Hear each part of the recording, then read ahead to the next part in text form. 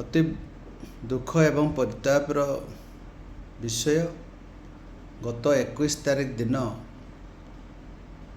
ତାମିଲନାଡୁର ତିରୁଭୁଲାର डिस्ट्रिक्ट कान्यागर पर ammonia gas leakage incident जोटा कि समग्र देश एवं ओडिशा को मध्य विचलित कर देछि। जो अमोनिया गैस लीकेज रे वर्तमान सुधा 7 जनकर मृत्यु होइछि। 7 जन भितरु ओडिशार 5 जन श्रमिक अछंती। से माने समस्ते केन्दुझर जिलारो बोलिकी जना पड़ुछि। आम सरकार तुरंत खबर पाइला परे माननीय मुख्यमंत्री एक मीटिंग डाकिले। से चीफ सेक्रेटरी मध्य थिले एवं तमिलनाडु गवर्नमेंट सहित जोगाजोग करिकी मृत्युवरण करिथिबा डेड बॉडी ओडिशा को तुरंत केमती आसीबो से दिगरे पदक्षेप निया जाउछि। आम विभागर श्रम विभागर 3 जन वरिष्ठ अधिकारी मानकु तमिलनाडु को गत काली 22 तारिख रे पठा जाइछि। से माने आज सकाळे तमिलनाडु रे पहुँची छंती एवं जो जगह रे दुर्घटना घटी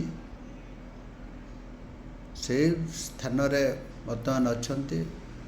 वर्तमान पोस्टमार्टम करि सारला परे तांकर डेड बॉडी ओडिशा को केंती फेरी आसीबो एवं ओडिशा सरकार ए 5 जन जो मृत्युवरण करछन तांकर परिवार को शोक संतप्त परिवार को ओडिशा सरकार श्रम विभाग तरफ राज्य सरकार तरफ मध्य समवेदना जनाउछु। एवं निश्चित भाव में ओडिशा सरकार क्लोजली मॉनिटरिंग करुछंती। तमिलनाडु गवर्नमेंट सहित विधिवत भाव में जोगाजोग अछंती।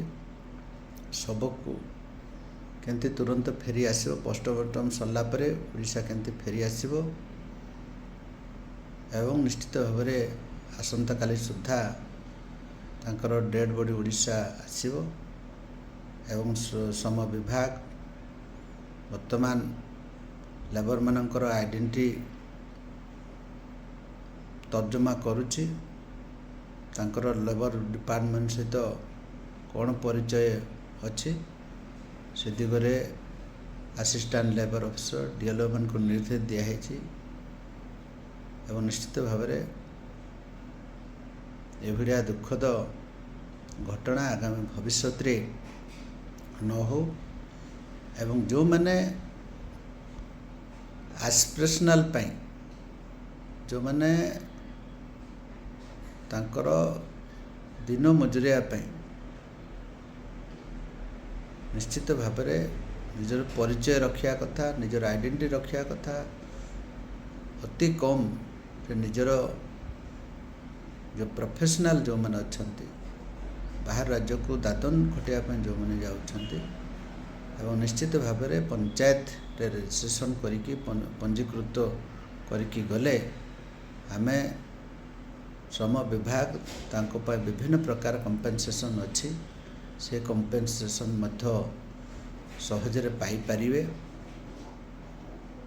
एवं आगामी भविष्य रे सरकार को मध्य सहज हब एवं तांकर एभलिया विपद समय रे परिवार मध्य से उपकृत हेबे एवं सरकार जो योजना ठीक बाटर पहुँचुची बोलिकी मु भाबी एवं निश्चित भाव में बारंबार आमे एलओ मानकर माध्यम डीएलओ मानकर मध्य पंचायत एग्जीक्यूटिव अफिसर माध्यम कलेक्टर माध्यम बीडीओ माध्यम बारंबार आम अपील करुचु जो मैंने बाहर राज्य को यह काम करने जाउछंती से माने मध्य निजर ना पंचायत रे पंजीकरण कले निश्चित भाव सरकार योजना सुफल रूपायन हम एवं श्रमिक भाई भौणी मैंने बेनिफिट हेबे एभलिया